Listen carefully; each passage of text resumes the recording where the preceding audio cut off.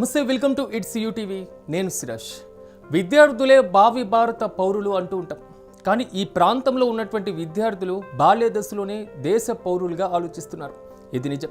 Deputy CM గారు మా ప్రాంతానికి రోడ్డు వేయండి, మేము చదువుకుంటామని శృంగవరపు కోటకు చెందినటువంటి 15 మంది విద్యార్థులు 12 కిలోమీటర్ల వరకు నడిచి డిప్యూటీ సీఎం ఫోటో పట్టుకొని వారు నిరసన వ్యక్తం చేసినటువంటి పరిస్థితి.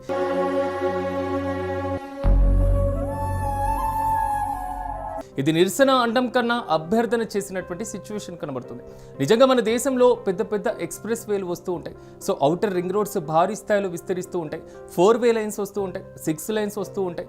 ఇంత భారీ స్థాయిలో రహదారులు మొత్తం నిర్మాణాన్ని చూసి దేశం అభివృద్ధి పదంలో ముందుకు వెళ్తుంది, దేశం ప్రగతి పదంలో ముందుకు వెళ్తుంది, దేశం పూర్తి స్థాయిలో పురోగమిస్తుంది అని మనం గొప్పలు చెప్పుకుంటూ ఉంటాం. కానీ భారతదేశంలో ఇప్పటికీ కూడా కనీస రోడ్డు లేని గిరిజన ప్రాంతాలు, ఆదివాసీ ప్రాంతాలు, గ్రామీణ ప్రాంతాలు ఎన్ని ఉన్నాయంటే చాలా అధిక సంఖ్యలోనే మనకు కనబడుతూ ఉంటాయి. నిజంగా ఈ విజువల్స్లో చూస్తున్నటువంటి విద్యార్థులను ఒక్కసారి గమనిస్తే చిట్టి చిట్టి అడుగులు వేసుకుంటూ, రాళ్ళు రప్పలు దాటుకుంటూ, చిన్న చిన్న కొండలు ఎక్కుతూ వారి ఆవేదన ఏ విధంగా ఉంటుందో అర్థం కాదు. ఏ పుట్టలో నుంచి ఏ పాము వస్తుందో, ఏ వైపు నుంచి ఏ పురుగు వస్తుందో, ఏ మృగం దాడి చేస్తుందో తెలియనటువంటి పరిస్థితులు కనబడుతున్నాయి. స్కూల్కి బ్యాగ్స్ వేసుకొని వెళ్లాల్సినటువంటి, నవ్వుతూ వెళ్లాల్సినటువంటి ఈ చిన్నారులు అక్కడ పూర్తి స్థాయిలో గంటల సమయం వృధాగా, ఆలస్యంగా, శారీరక శ్రమ కూడా పడుతున్నటువంటి పరిస్థితి ఈ చిన్న వయసులోనే అవసరమా అనేటువంటి విమర్శలు కూడా వ్యక్తమవుతున్నాయి.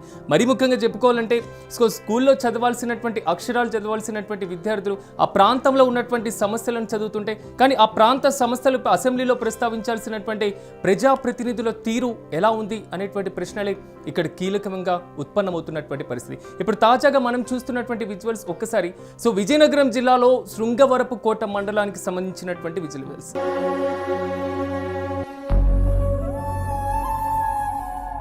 ఎందుకంటే ప్రధానంగా ఇక్కడ డిప్యూటీ సీఎం సార్ మాకు రోడ్డు వేయండి అని గిరిజన విద్యార్థులు కూడా డిమాండ్ చేస్తున్నారు. 12 కిలోమీటర్లు కొండా కోనలు దాటి పాఠశాలలకు వెళ్తున్నటువంటి పరిస్థితి ఆ చిన్న చిన్న మొహాల్లో కనబడుతుంది. రహదారి కల్పిస్తే పూర్తి స్థాయిలో మేము కూడా ఆనందంగా చదువుకోవడానికి ఒక అవకాశం ఉంటుంది అనేది మాత్రం ఇలా వినూత్నంగా నిరసన చేపట్టారు ఆ చిన్ని అడుగులు వేస్తున్నటువంటి విద్యార్థులు. మరి ముఖ్యంగా డిప్యూటీ సీఎం సార్ మాకు చదువుకునేందుకు రోడ్డు శాంక్షన్ చేయండి అంటూ కూడా శృంగవరపు కోటకు చెందినటువంటి దారపర్తి అనేటువంటి పంచాయతీకి చెందినటువంటి గిరిజన విద్యార్థులు ఇలా నిరసన వ్యక్తం చేశారు. గుంతలు పడ్డప్పుడు రోడ్లు పూర్తి స్థాయిలో దిగి ఏం చేయాలో అర్థం కాక ఆ గుంతల్లోనే దిగి మంగళవారం ఇలా వినూత్నంగా నిరసన తెలియజేయడం మాత్రం అందరినీ ఆకట్టుకుంది. కానీ ఇది ప్రదర్శన మాత్రం కాదు, వారి యొక్క ఆవేదన. ఇది ప్రదర్శన మాత్రమే కాదు, వారు ఎదుర్కొంటున్నటువంటి ఇబ్బంది. సీఎం సార్ మేము చదువుకుంటాం, పూర్తి స్థాయిలో మాకు రోడ్డు కల్పించండి అని ఒక గిరిజన గ్రామానికి సంబంధించినటువంటి దారపర్తి విద్యార్థులు వేడుకుంటుంటే ఆ గోడు విని అక్కడ ఉన్నటువంటి వారందరూ కూడా కొంతవరకు ఆవేదన వ్యక్తం చేయడం జరిగింది. ప్రధానంగా ఈ పంచాయతీలో రాయపాలెం, అదేవిధంగా మునుపురాయి, అదేవిధంగా చప్పనిగడ్డ, విప్పమాను వలస, పల్లపు దుంగాడ అనేటువంటి గ్రామాలు కూడా ఉంటూ ఉంటాయి. ఈ గ్రామాలకు చెందినటువంటి ఒక 15 మంది విద్యార్థులు చదువుకుంటూ ఉంటారు. సాధారణంగా రోజు చదువుకునేటువంటి సమయంలో రోడ్డు స్కూల్కి వెళ్ళడానికి చాలా ఇబ్బందులు పడుతూ ఉంటారు. 1 కాదు 2 కాదు 12 కిలోమీటర్లు నడిచి పాఠశాలలకు చేరుకుంటూ ఉంటారు. రోడ్లు లేక కొండలు దాటి వస్తున్నటువంటి వారి కష్టం చూస్తూ ఉంటే మాత్రం దీన్ని కల్పించాల్సినటువంటి బాధ్యత ఎవరిది అనేటువంటి ప్రశ్న అందరి మధ్యలో ఉత్పన్నమవుతూ ఉంటుంది. సాధారణంగా ఆంధ్రప్రదేశ్ ప్రభుత్వం రీసెంట్గా గిరిజన గ్రామాలకు రోడ్ల సదుపాయాలు కల్పించాలనేటువంటి ఉద్దేశంతో అడవి తల్లి బాట అనేటువంటి ఒక కార్యక్రమానికి శ్రీకారం చుట్టింది. కానీ దాంట్లో భాగంగా రోడ్లు వేస్తున్నారు అని అందరూ సంతోషించారు. పాపం ఈ పసి కూనలు, మరి ముఖ్యంగా ఈ గ్రామాల్లో నివసిస్తున్నటువంటి గిరిజన ఆదివాసీ తండాల్లో నివసిస్తున్నటువంటి ప్రజలు కూడా అడవి తల్లి బాట అనేటువంటి కార్యక్రమంలో భాగంగా మా గ్రామానికి కూడా రోడ్డు వస్తుందని తెగ సంబరపడిపోయారు. కానీ వారి ఆనందాలకి అవధులు లేకుండా పోయినటువంటి ఆ సందర్భం ఆ ఒక్క సందర్భానికే పరిమితమైంది.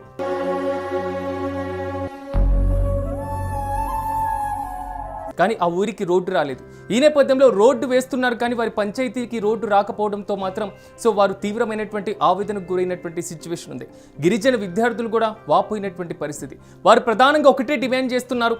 వారికి సకల సదుపాయం కల్పించేటువంటి మెట్రో కారిడార్స్ని వారు అడగట్లేదు. పారిశ్రామికంగా మౌలిక సదుపాయాలను కల్పించాలని వారు కోరట్లేదు. వాళ్ళ స్కూల్కి వెళ్ళడానికి స్పెషల్ హైవేస్ కావాలని వారు కోరట్లేదు.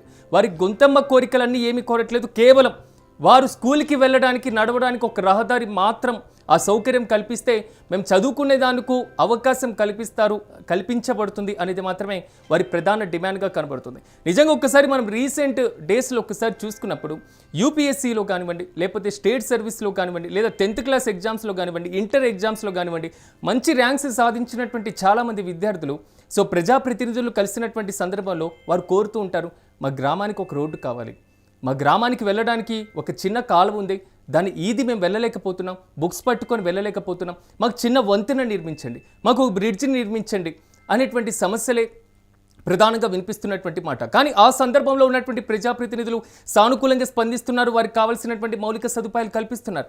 కానీ ఈ పసికూనలు అంతవరకు వెళ్ళి డిమాండ్ చేయలేరు కదా.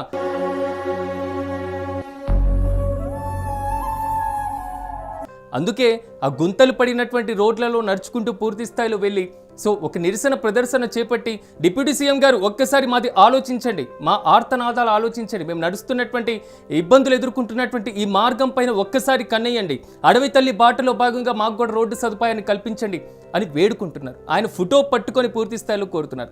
నిజంగా ఈ వీడియో చూస్తున్నటువంటి మీరు ఖచ్చితంగా ఈ ప్రాంతంలో ఉన్నటువంటి సమస్య గురించి ఒక్కసారి మనం చర్చించాల్సినటువంటి అవసరం ఖచ్చితంగా ఉంటుంది. రాష్ట్ర ప్రభుత్వం దృష్టికి ఈ చిన్న చిన్న అడుగులు వేస్తున్నటువంటి విద్యార్థుల యొక్క సమస్యను తీసుకువెళ్లాల్సినటువంటి బాధ్యత ఖచ్చితంగా ఉంటుంది. కాబట్టి రాష్ట్ర ప్రభుత్వం తక్షణమే చొరవ చూపి ఈ ప్రాంతంలో రహదారి మంజూరు చేయాలి అనేది మాత్రం ఈ చిన్న గుండెలు, మరి ముఖ్యంగా ఈ చిచ్చరి పిడుగులు లాంటి విద్యార్థులు చిన్న వయసులోనే పూర్తి స్థాయిలో నిరసన ప్రదర్శన కూడా చేస్తున్నటువంటి ఈ విద్యార్థుల డిమాండ్ను నెరవేర్చడంలో ప్రభుత్వం పూర్తి స్థాయిలో సఫలీకృతం కావాలని అందరూ ఆకాంక్షిద్దాం. ఇంతకీ గిరిజన ప్రాంతాల్లో కల్పిస్తున్నటువంటి రహదారులతో పాటుగా మౌలిక సదుపాయాలపైన మీరేమనుకుంటున్నారు? సో మీ అభిప్రాయాన్ని కామెంట్స్ రూపంలో తెలియజేయండి. చూస్తూనే ఉండండి ఇట్స్ యూటీవీ.